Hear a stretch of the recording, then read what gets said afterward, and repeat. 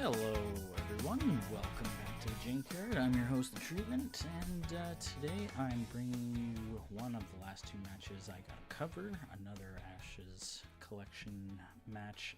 This time, kind of the dreaded match between myself and Shadowfire. It was a very long game, and yeah, it hasn't been something I've been looking forward to because I think it was like a 2-hour game.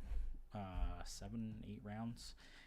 So yeah, anyway, lots to cover, and hopefully with the advantage of replays, it'll just be pretty easy to skip through some of the stuff because a lot of it was thinking, and there was some talking in it too.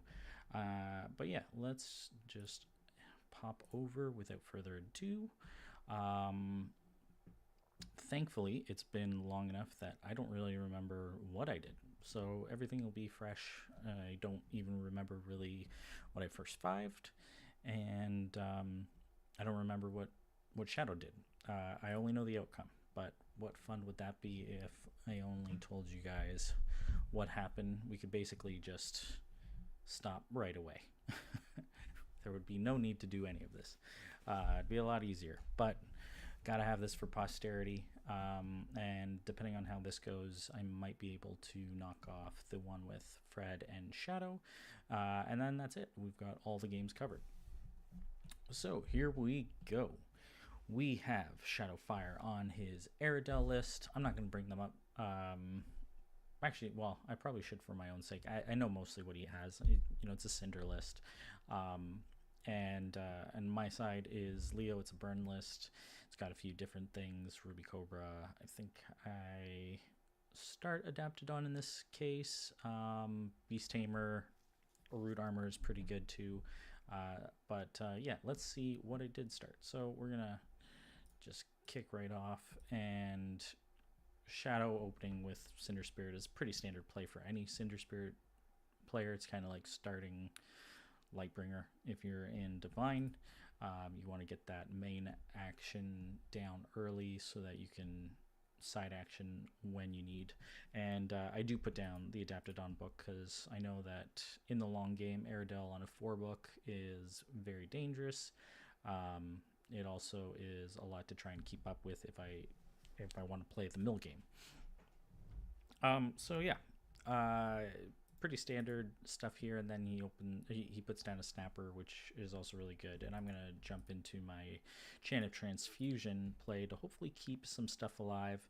And right away, this is something that I've really only seen Shadow do. I don't think I've really run into it with anybody else, but he just reverberates the Ritualist right off the bat. He wants a card drawn. He wants to remove a unit, which, fine, whatever.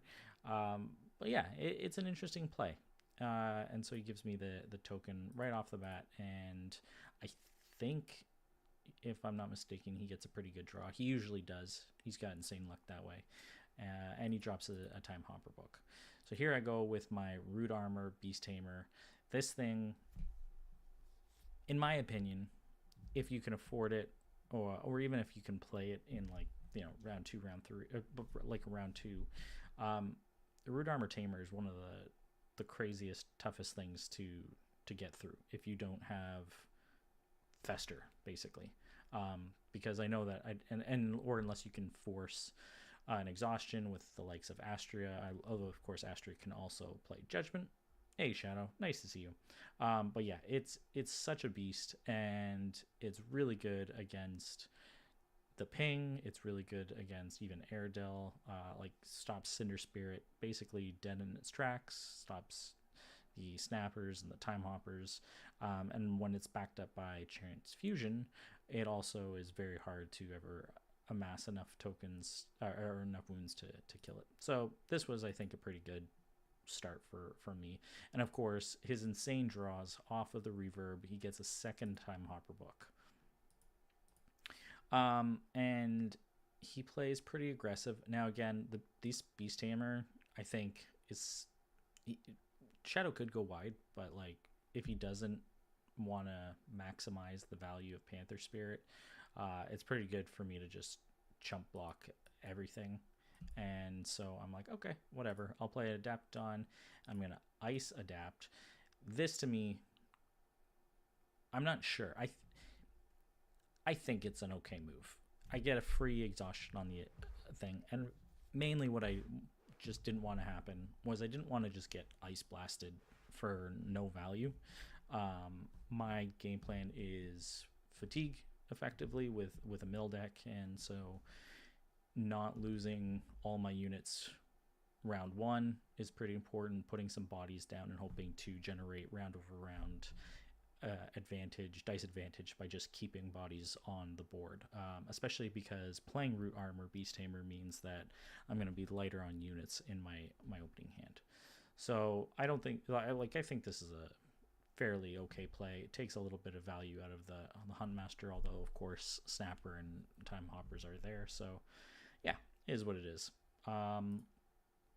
He's gonna Snapper up right away, and now he can swing for 3, and he does Water Blast. And as far as I know, I think that was a mistake on his part. I think he forgot or didn't recognize that I did an ice adaptation instead of the fire adaptation, and he also sort of then forgot that he'd given me the transfusion token. So I came out ahead in this trade because I was able to move a token which immediately eliminates the Snapper. It's pretty good for me. So I'm sitting pretty happy. And then I can drop a Finch and just sort of sit back now and pass. I know that he's got to play the Cinder Spirit. I've got 2 dice left, which is basically indicating that I've played an Old Salt, especially with Transfusion. That just makes sense that I would have that. So I can clean up a Hopper for sure, but he's going to drop his Cinder Spirit, put a token on the Huntmaster, and I think he plays the Time Hopper on the next turn because I'm not swinging at anything, so, whatever. I just put down an Old Salt, which gets, no value here. It's not great, and I probably should have put that 1 damage on the Huntmaster, because if I put it on the Huntmaster, then at least in theory I can threaten it with the Old Salt, although I know he's going to guard it. So I think in this case the thought is, okay, well, if I'm not going to get anything out of guard, then at least it gives me the chance either via Old Salt or Adaptodon to swing at the Cinder Spirit or to tank it and kill it. Like if he tried to get some a trade down with Cinder Spirit into Adaptodon, at least I guarantee the kill here. And Cinder Spirits are pretty dangerous, so that's where I'm at. And then he's going to Time Hopper and swing, kills off the Finch, starts my mill plan. 2 Shadows is in the pile. Oh, why can't I? Oh, I can't open it. It's a little small, but I don't want to make it too big. 2 Reverberates in the pile is pretty good for me, and seeing a 2 Shadows, I can't remember because I don't have the deck list. I think he only has 2, so that's another good sign for me, because my main worry with the Beast Tamer is that I can never use it if there's the threat of a 2 Shadows. Now, he doesn't have any cards left in hand, so at this point I can use it to clean something up, so it's good value for me. He swings at the Old Salt, and I'm going to block that because now I can use Old Salt to threaten the Huntmaster.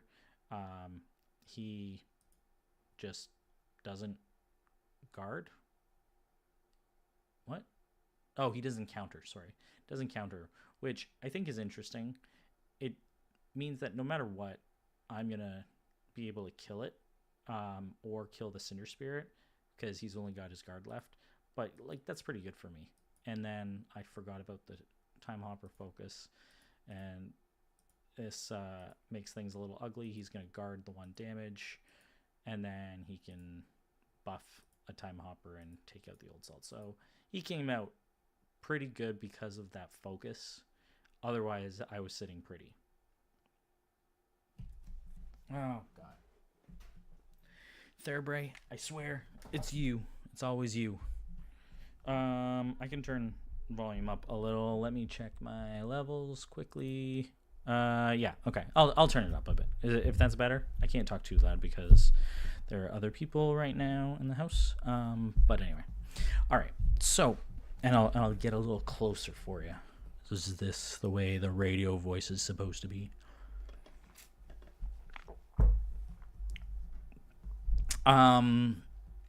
Good to have you, by the way. Thanks for joining. Yeah, so I'm pretty happy with this. I'm gonna be able to clean up the Huntmaster or the Cinder Spirit, depending on what I think is the most dangerous here. I don't know that he could have done anything with this, and coming top of round also means that killing the Huntmaster is more of a priority because it's got recover, whereas the Cinder Spirit does not. So for me, this is pretty good. He clears off the Adaptodon, but I'll be able to do some easy killing top of round. And nice play. Got Return to Soil, which in this case is super nice. The first thing, you look at his dice spread. He doesn't have any power sides for the time, so it's like, okay, he's no Fate Reflection. He's got 2 Reverberate in the pile. This is the perfect time to play Return to Soil. It is an undervalued card, especially maybe, I don't know if it's going to change, if Reverberate is maybe going to take a little dip in play in the coming months, now that Astral and Artifice are out, and we'll eventually see the next release.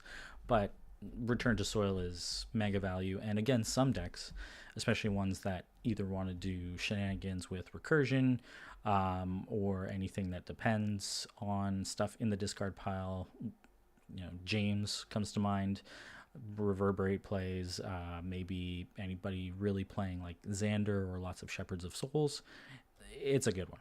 It's a good card to have if you are in Charm. So yeah, now I don't remember what my hand is, but I think it was this round or next round where it's just in general not very good. And unfortunately I meditate away some good stuff, meditate away Hammer Knight and Fire Archer, but that's the way it goes. So he's just going to swing out, and this is where his game plan and Airedale can easily crush me, because he can go wide and I can't really do much. Now the Beast Tamer is good, but like he gets a free snapper out of this, and unless he's swinging one by one, it's an uphill battle. So passing, only playing Finch and passing with 4 cards in hand and 8 dice, not great for me. And he gets very lucky. Well, not lucky. He has a Call Upon the Realms, which he likes to play, and is sorely needed on his side. He gets all the power sides he needs, and then I'm just going to play some Fire Archer and start a little bit of burn, and he can get his snapper out. And for me, there's not going to be, other than Cinder Spirit, which can drop and swing on its turn, there's not really a ton of good targets. I know he's got Huntmasters, but I don't necessarily want to use up all my Charm dice if I don't have to. So being able to, and I don't really have a ton of ping, so Farewell on a snapper is as good as anything else. I think some people are cautious or wary of playing Farewell on a 1-cost unit, but I think it's actually pretty, like, it's just good hard removal, and if it's an armored unit, all the better for it. And so this is where he's just like, yeah, I'm gonna go wider than you.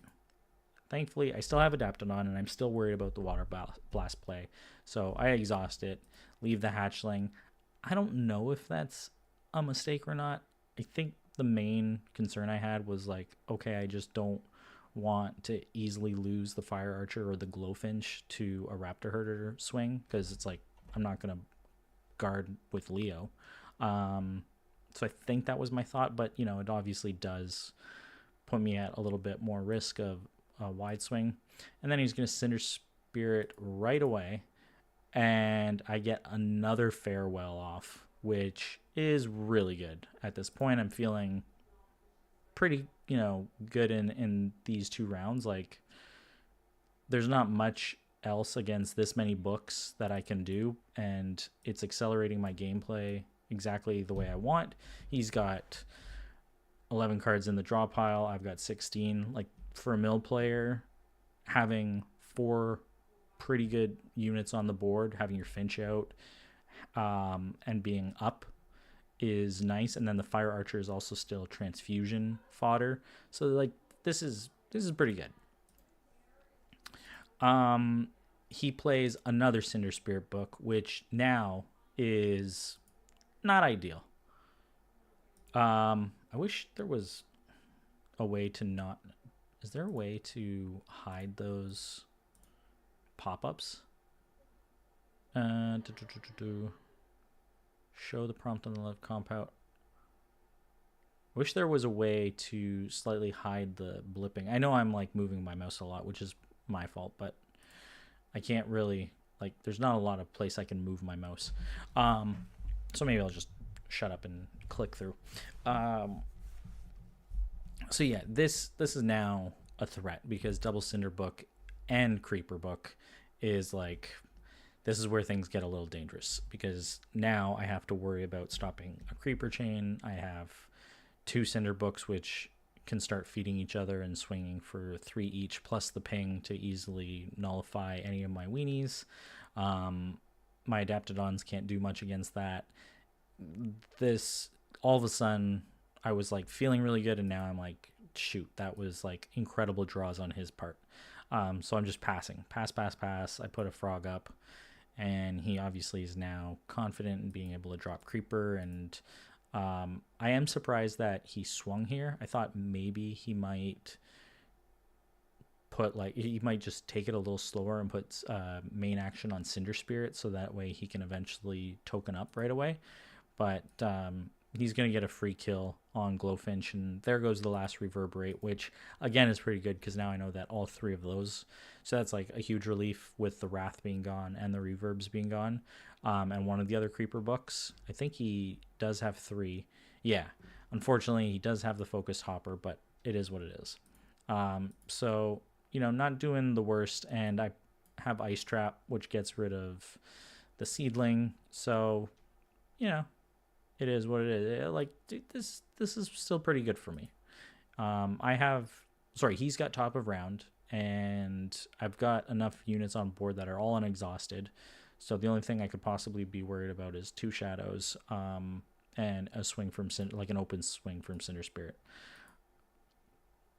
Hearing main actions, I think he forgot that Tamer's alert, because yeah, he needs the main action, but I just kind of get to kill it for free anyway.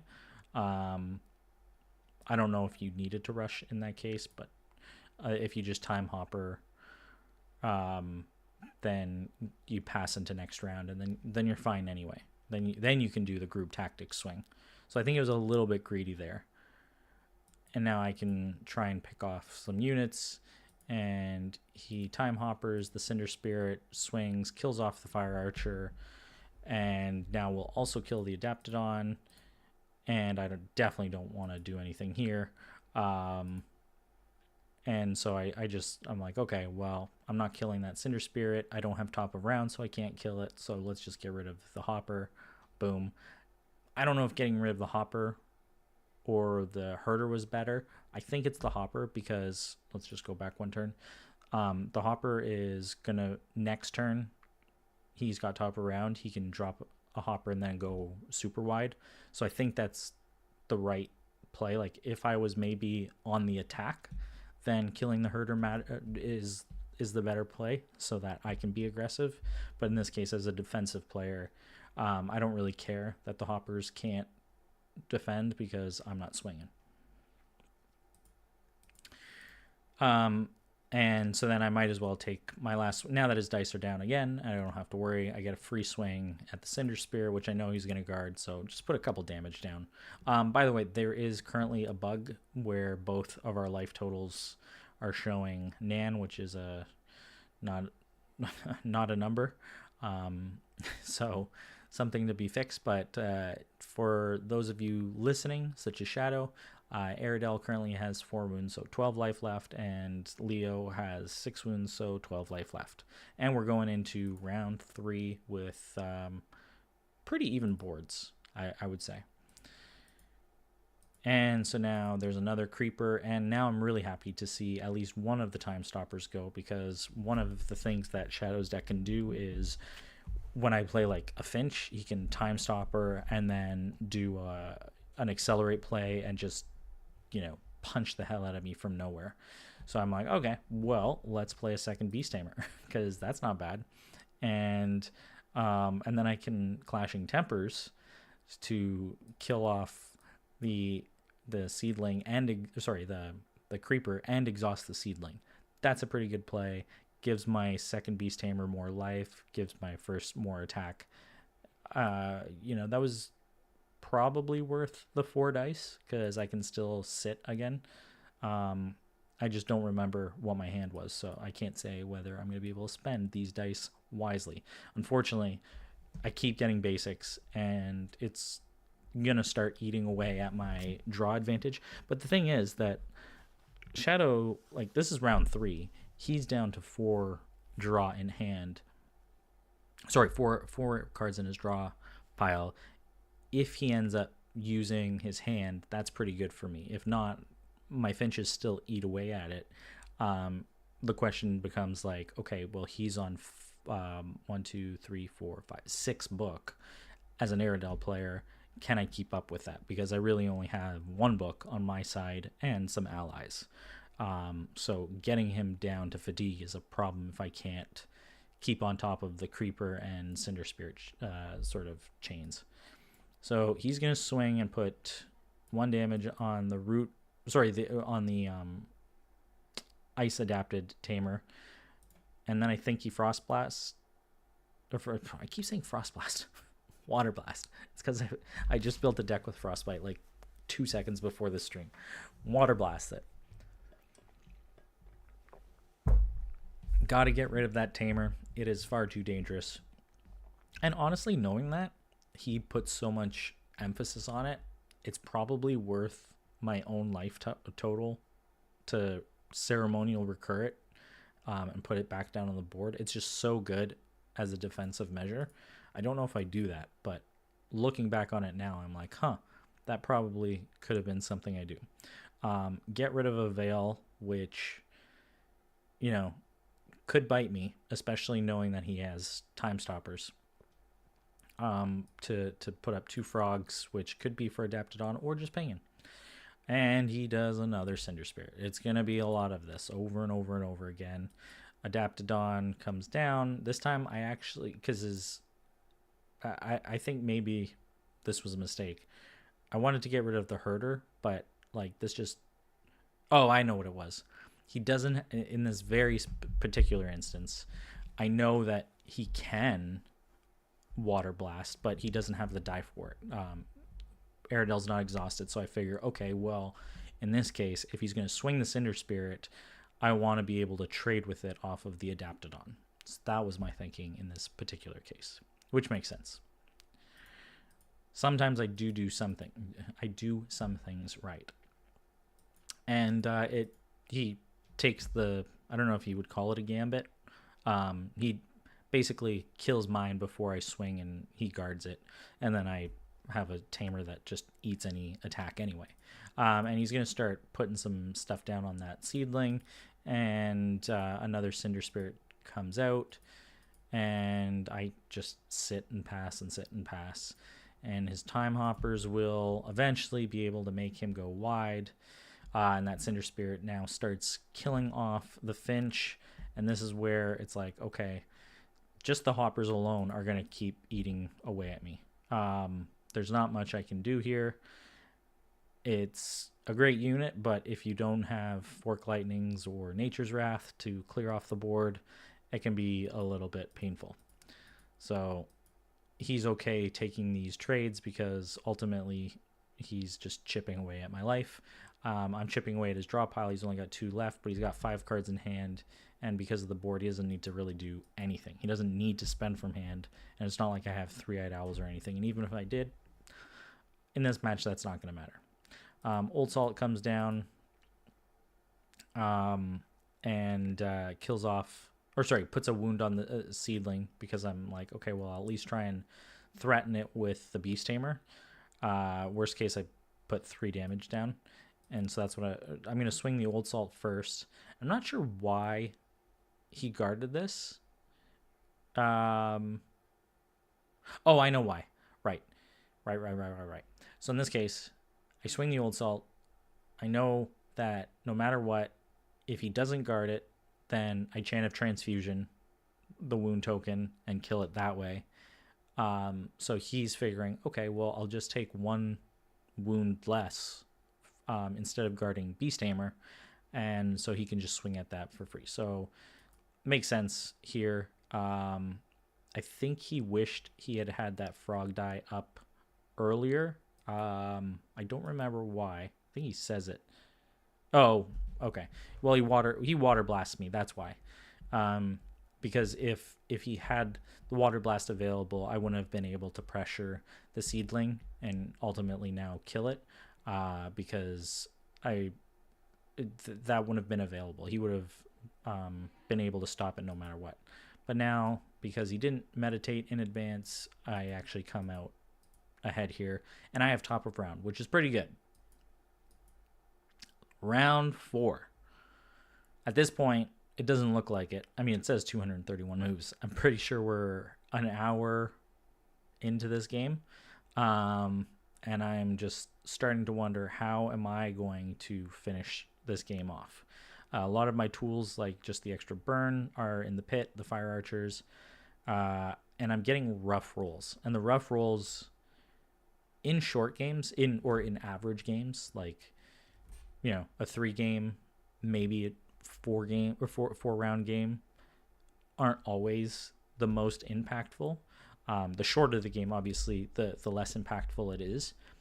But the longer the game goes on, when the other player has more basic things or ways of just playing from their spell board, then not having good rolls, especially as a fatigue player, is bad. And so it starts eating up into my available options here. So, yeah, this I can't remember now. You know what? No. I'm going to stick to the way I've always done replays. I'm not going to cheat and look at the hands, but just putting a Finch down and passing isn't the best. I know that he has to take all of his main actions anyway, so it's very non-committal, and if at any point he tries to pass, then I'm okay with that because I get a free Finch out of it. But yeah, now he can just sort of creeper and water blast away my units. So he does that with the Old Salt.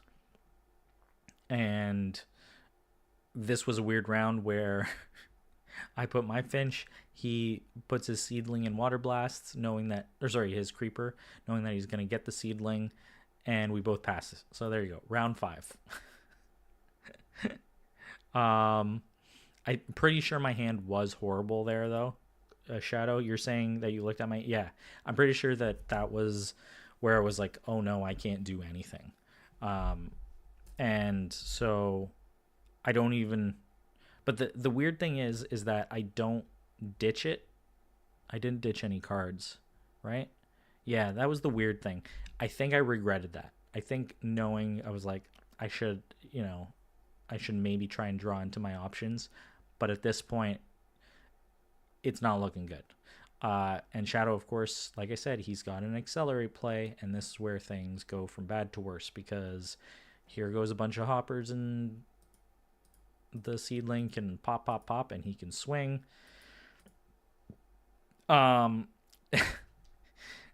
Thankfully, I guess, he gets his creeper. I only have, I believe, 1 Nature's Wrath in the deck, and that was where it came in mega clutch. So, lucky me. Do I have a third spell? But yes, I do. I have Cobra, Adaptodon, transfusion. I can't remember if I have a flex. No, I think that's it. But my thought process going into this game was, if he's playing creepers, then Cobra is like, yeah, it can pressure them a little bit, but otherwise it really depends on sequencing, because he can always pressure and I can't trade, and he's got snappers. So it's like I'd be paying and meditating for a card that potentially never even gets to swing, as well as the obvious water blast. Like, maybe that's, like, you say, okay, well, if you have other things you can bait it out, but I'm still trading a power die for a class side if he chooses, and he's still got so many other threats. So for me, the root armor tamer was like the key to winning the game. And so that's why I played that instead of playing the root armor. And then I played the transfusion and adapted on. At this point, if I drew into it, it's like, okay, yeah, it's a card, a unit that I can have. And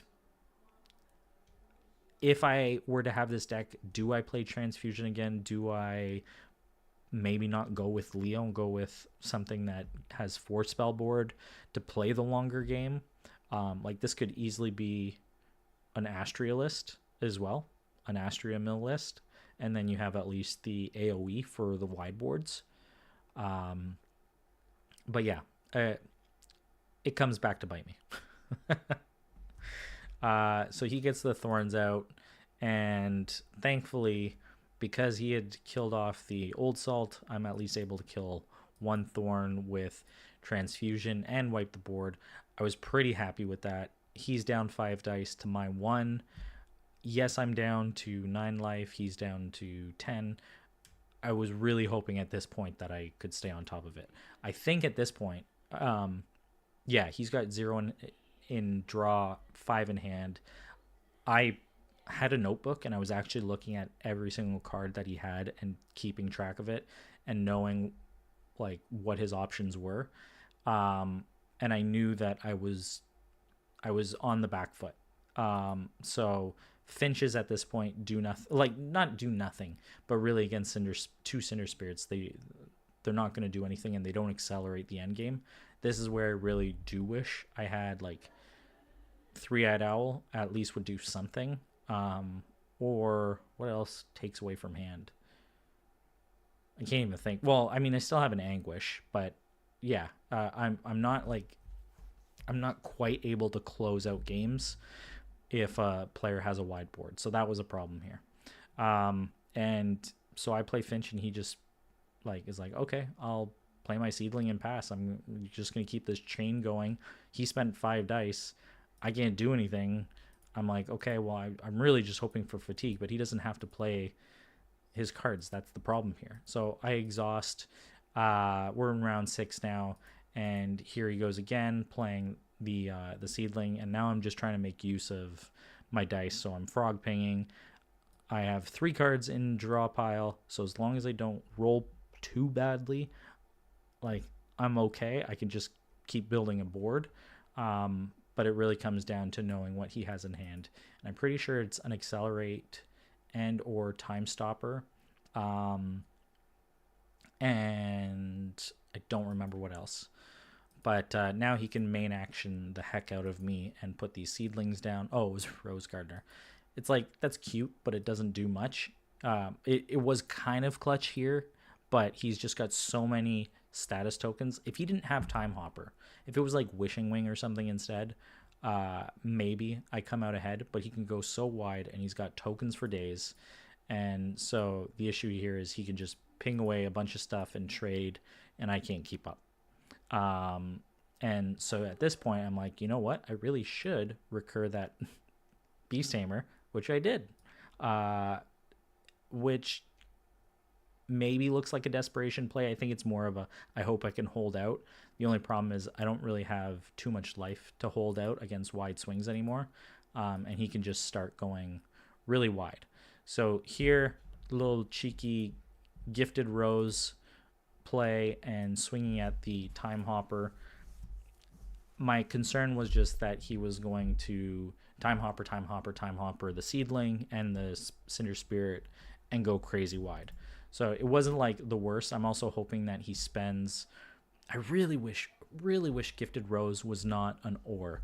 One basic ore discard is kind of terrible. Like, it's not terrible. It's just, it's not great. It's not great if your opponent has so many dice. I wish it was more like Mind Maze, where it was an end. That would be better. That would lean into Leo's sort of mill plan B if you wanted to go that way, while still letting him be aggressive. But yeah, that's kind of a painful thing here. I'm going to close these discard piles because at this point it's not really helping. And so he's just, going crazy wide. Raptor Herder. I can't swing. I just have to sit there. Any swing on my part, he can easily guard or just not take because it's not lethal. He doesn't have to do anything. But I do swing. I'm not sure about that. Why did I swing there? I mean, his guard is down. I guess that's the reason. His guard is down, so like, okay. But at this point, it's too much. I can't stop the thorns. And this is where not having any units or having a low volume of units in hand and not enough big removal is the death of me. He's got top of round. I've got 1 unit on board.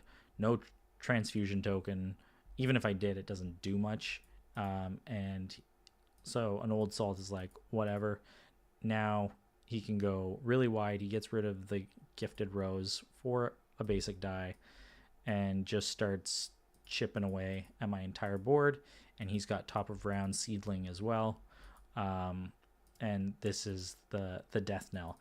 2 cards in hand now because he meditates up. I've got only 1 unit by the end of this. Yeah, 2 shadows. The last 2 shadows in hand. Ugh. So frustrating. Really close game though. He takes 4 damage going to 10 wounds in total, so 6 life remaining.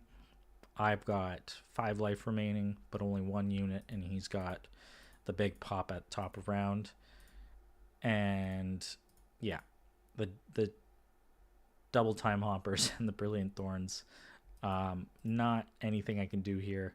I play an Anguish to force out. I don't remember if his last card is Accelerate or Time Stopper. I think it's Time Stopper. So I play the Anguish, which is like cute, but it gets him only to 12. And there's the game swing. Sympathy Pain kills off 1. He sequences this properly because in theory I could kill off the thorn and stay 1, 2, 3, 4. If he did it the wrong order, I live with 1 life, but then what do I do? I guess like he still got a full board. He can meditate a ton of things. It doesn't do anything here. So it was just getting the thorns out and the double cinders. He played all the way down to one card in hand. Like, this was a really good game. 7 rounds. It wasn't actually too bad commentating. I thought it was going to be a lot longer. In game, we were thinking some of these turns were super thinky. I don't know that either of us really made any mistakes. I think we both played really well in this case. I don't know if that's bias in like my own play. It was like, I don't think I had not a chance. I had a chance. It was just a little bit uphill, and that very first round, getting a second focus on the time hopper was a big deal. And I didn't get enough. I don't think my deck is designed to fight something that's like potential. I think he's got 1, 2, 3, 4, 5, 6, 7, 8, like 10 books. It's not really designed to face that type of thing because it can't put enough mill pressure down. But yeah, we both played really well, and it was a very close game. So this was a well-deserved win for Shadowfire. And I didn't get my rematch against H Master, but I think we had to face Fred or Carl anyway, which is I think what the next game is. So I might as well cover that. It's only 10:30. Might as well cover the very last game, Shadow versus Fred, and put the collection 2025 to rest. But yeah, this was an interesting matchup. I think this is probably the best outcome for me for the most part. Like, I think it held on really well. I wonder if I had played a second Beast Tamer earlier, if that would have, like, if I just sort of maybe abandoned Adaptodon entirely. I don't know. I don't know if Cobra would have been worth baiting out the Water Blast every round. Transfusion did do quite a bit of work and let me survive with some of my units and let me get the final ping and helped against the snappers. So yeah, it was a pretty good game. That's about it. Nobody has any comments? Nope. Okay, cool. So there you go, guys. I'm gonna shut this stream down and then start a new one up for the last game. Cover that. As long as the kids don't wake up, we are all Gucci. So yeah, thank you very much, guys. If you're not janky, you're stanky. Frog up, wolf down, and we'll catch you in a couple minutes. Ciao. Oh, no, can't have the outro. There we go. Boom.